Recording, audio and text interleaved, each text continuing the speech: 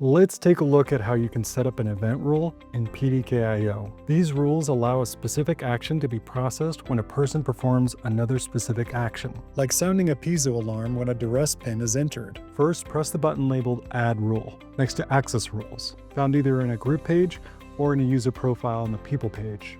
Select the tab labeled Event to begin configuring this rule. Input your desired name for this rule. Next, select a trigger from the drop-down menu.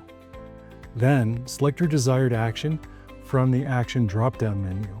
Next, click the Edit Devices button to select the devices where the chosen trigger can occur.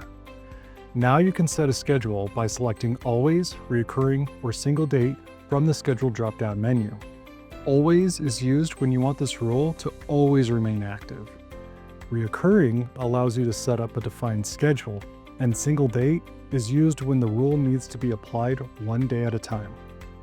If you select Reoccurring or Single Date, make sure you input the begin and end time, and select the day or days it will be active.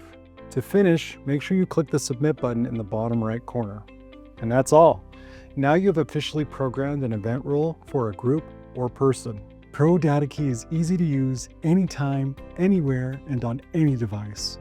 Watch the next video in this series for more how-to instructions.